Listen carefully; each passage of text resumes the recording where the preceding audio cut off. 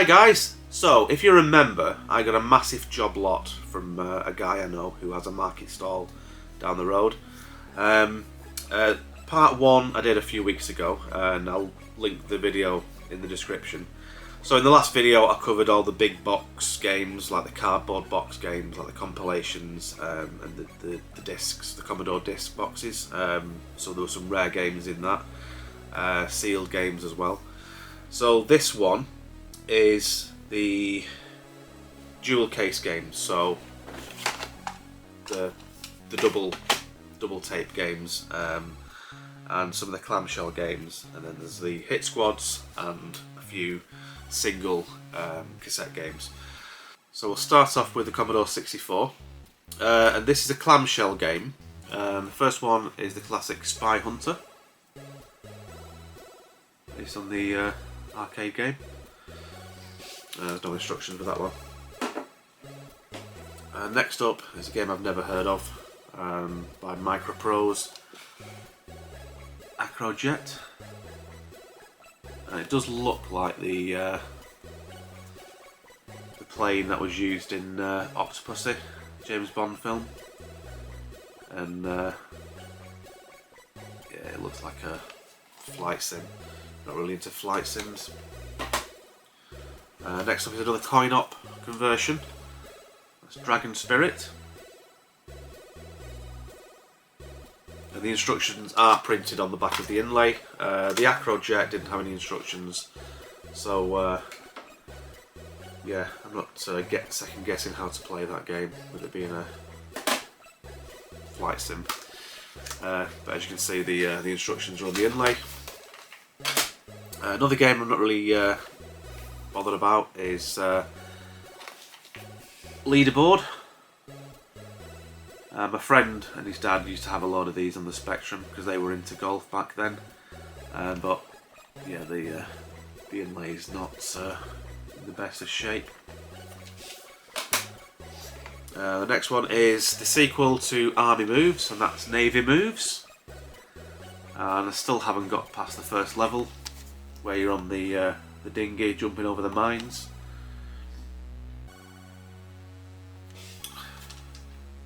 Got the instructions. Yeah, the instructions are on the inlay. Next up is a game I've already got, based on another classic arcade machine. That's Outrun. And again, this is missing the instructions and the arcade music cassette. And this one is a puzzle game, I think. It looks like a puzzle game. And that is IQ. Never heard of that one either.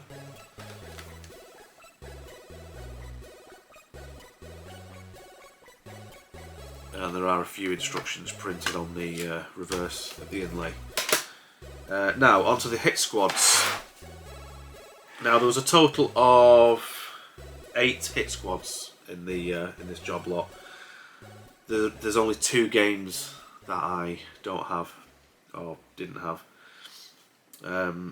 So the first one is a game I had 30 odd years ago, and it's Rambo First Blood Part 2. I've got it on the Amstrad, Spectrum, and Commodore now. And the next one is a game I covered on my channel last year, like Red Heat.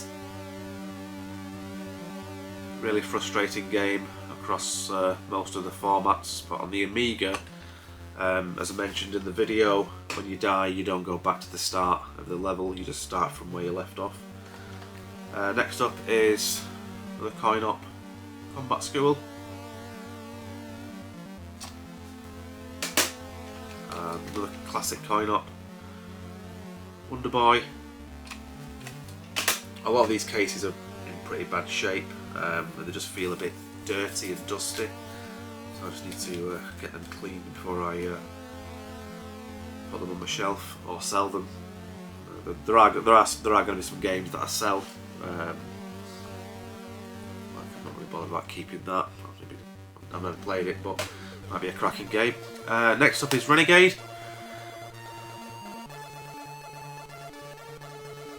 Never actually played this in the arcades. I've never actually seen it in the arcades, I don't think. But yeah, it's classic on the computers. Me and my friend used to play this and Target Renegade on his Spectrum years ago. So the next one is a game I played in Arcade Club last week. I want to like this game. It's meant to be a classic, and there's loads of people out there who love this game, but I just can't get the hang of it. I think it's because the steering's too loose, I'm not sure. And that's Super Sprint. They had the arcade machine in Arcade Club Blackpool, you know, the one with the 3 steering wheels. It does look like supercars. I've got supercars on the Amiga, and I really like that, but I just don't like this game. Just can't get into it. So next we're on to the Encore label. So this is Elite's budget label. So we've got 2 copies of Paperboy. I've actually got 3 copies now because I've got one of these a couple of years ago. I've got another 2, so I don't need these. Next up is a game. I had this back in the day. It's the first time I've owned this since back then, really. Bomb Jack. Another one I had as a kid, but I had the original release version of this. This is Live and Let Die. Or Buggy Boy with boats. And speaking of Buggy Boy, got the re-release there. Great version on the Commodore 64. Well, the Spectrum version looks pretty good. The Spectrum, like the size of the sprite on the Spectrum. I'll have to track that down and see how it compares. Then 3 Commodore 64 games left. So there's 2 Mastertronic Plus games. I think I had this. Yeah, I think I had this version when I was younger. I don't think I had the original release, and that's Shinobi. One of my favourites. Coin-ops. And the classic beat 'em up, Double Dragon. I definitely had this version as well 30 odd years ago. The last one is a game I don't really like. I mean, I love Tony Hawk's skateboarding, but I really cannot get into 720. No idea what I'm doing. I know you've got to do like different tasks and avoid stuff, but yeah, I'm not really a fan of this game. So that is all the Commodore 64. So I'm just going to go through some random formats that were in the job lot that I won't be able to test because I've not got the computers. So this one, I've never even heard of this computer. This is for the Sharp MZ700, and that's a game called Eric. It was made by a company in Manchester. 1984. Yeah, that's the only game in the job lot for this computer. Now these next 3 are all for the MSX, so it is a computer I'm familiar with, but yeah, I've never owned one. So this is the alternative software label, and that's Punch and Judy, like I said, for the MSX. And then this one is Pasteman Pat, and then another one for the MSX, and that is Spooks and Ladders. So it's obviously some sort of snakes and ladders game, but with spooks instead of snakes. And this next one just one on its own, randomly thrown in, is for the Commodore 16, and that's Akari Warriors. Yeah, I don't think this will work on the Commodore 64. I might try it, because I know my data set for the Commodore 64 actually came with a Commodore 16, but it works fine. But it'll be fun to try, I suppose. So I found some more Amstrad games. I said in the last video there's only 4. I've actually found some more. So there's 5 here. So there's 3 which are dual formats, so they'll work on the Spectrum and the Amstrad. So this one is a game called, I think it's called No Named.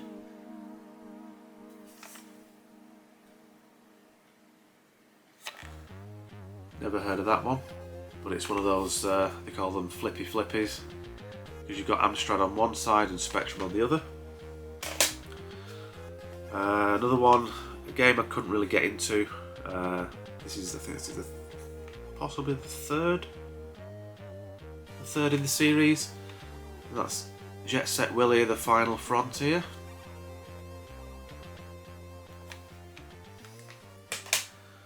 And one I've always been after, but never actually brought myself to buy it because it's not meant to be that great. And that's Nightmare, based on the classic kids TV show. And then there's these are just for the Amstrad, so there's the Codemasters Quattro Adventure compilation. So you've got Vampire, Ghost Hunters, Robin Hood and Dizzy. And the final Amstrad game is the re-release of Road Blasters on the Kicks label. I've never played this on the Amstrad. I think I've only played it on in the arcades, and I played it on the Commodore. I've never played it on the Amstrad. So onto the Spectrum games. Now the majority of these games are on the Spectrum. There's probably about 70% Spectrum, and then the rest Commodore 64 and those other MSX games. So the next ones are in those clamshell cases. And this is I'm not sure if this is a budget game or one of those games that some kids programmed in the bedroom. But I'm reading this now, and the designer of this game was only 15. And that's Cat Trap: Planet of the Catmen. Yeah, so you've got pictures on the back of the designer and the programmer. No in-game graphics. And the instructions are on the back of the inlay. And next is the classic arcade game Yeah Kung Fu. There's no instructions with this one, but you don't really need instructions for a beat 'em up.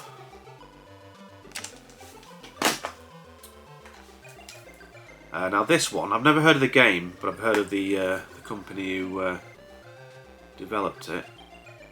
That is Eye of the Mask by Electric Dreams Software. It does look like some sort of like 3D adventure type game, similar to Castle Master. Has it got the instructions? Nope. No instructions with that one either. Now this next one is a game by Gargoyle Games. Now I mentioned them in the Bomb Jack 2 video I did a few months ago, and I think these were one of the developers that Elite hired to make the Thundercats game. I think. Anyway, that is Heavy on the Magic. And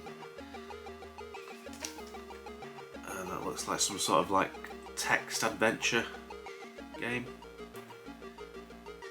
Graphic adventure. Again, no instructions. Now this next one is the follow-up to Track and Field. It's Hyper Sports. never played this on the Spectrum. I've got it on the Commodore 64. And you've guessed it, no instructions with that either. Now onto the double dual cases.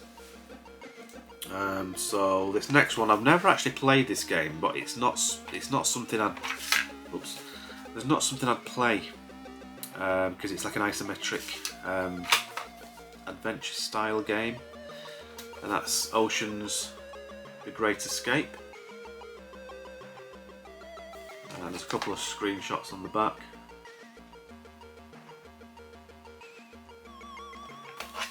Like I said, they are pretty grubby, these games, so we'll have to clean them at some point. Now this next one is a 4-pack, and it looks like it's got 3 flight sims possibly, and a racing game, but they all look like like a hard driving style kind of game. These 4 aces. So you've got TT Racer, Tomahawk, Fighter Pilot and Night Gunner. And as you can see, the graphics are like those 3D games, like Hard Driving and Stunt Car Racer. Now the next one is another game I was playing recently in Arcade Club, and that is Strider. Now, I've got this on the Commodore 64, I've never played it on the Spectrum. So it'll be good to see how it compares. Is there instructions with this one? Yes, there's instructions on the back of the inlay. Now this next one is Renegade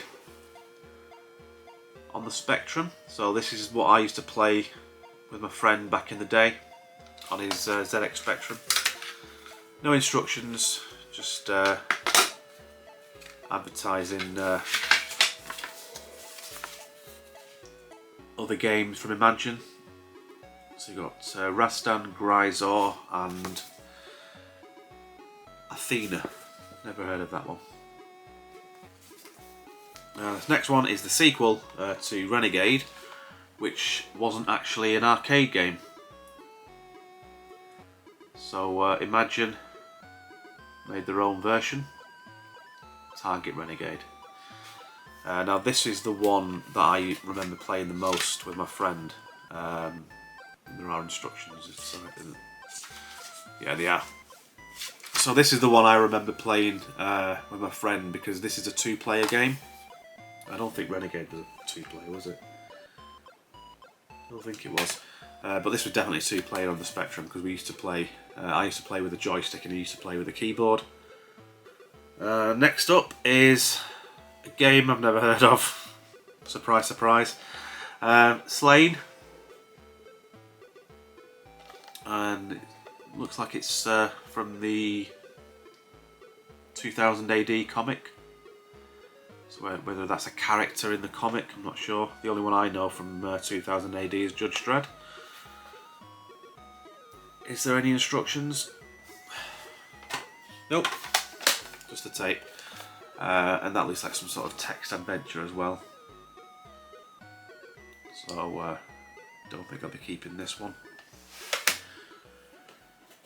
Next two. Another arcade game from Atari.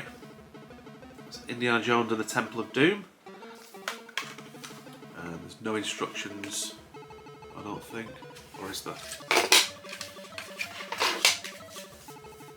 No, just a couple of offers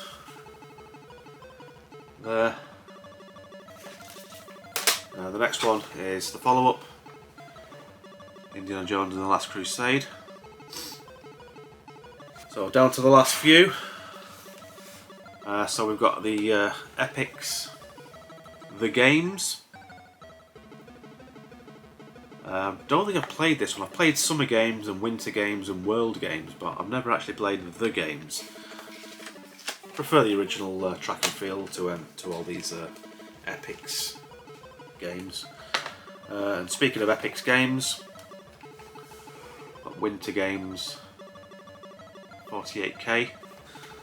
The last of the double dual case games is Italian 90 Winners Edition.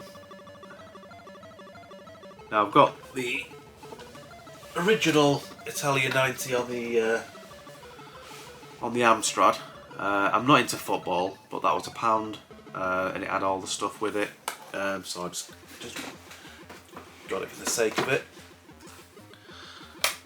No instructions, just the tape, so it's missing all the stuff that came with it. I know that one came with like wall charts and posters and what have you, but I can't see that coming with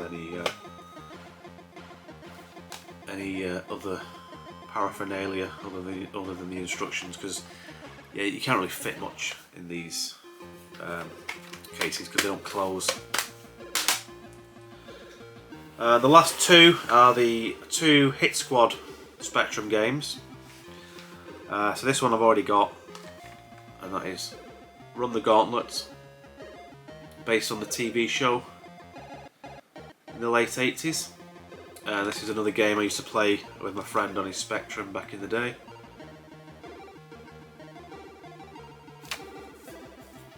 The final one, I've not got this one, so I'll be keeping this one, and that is R-Type.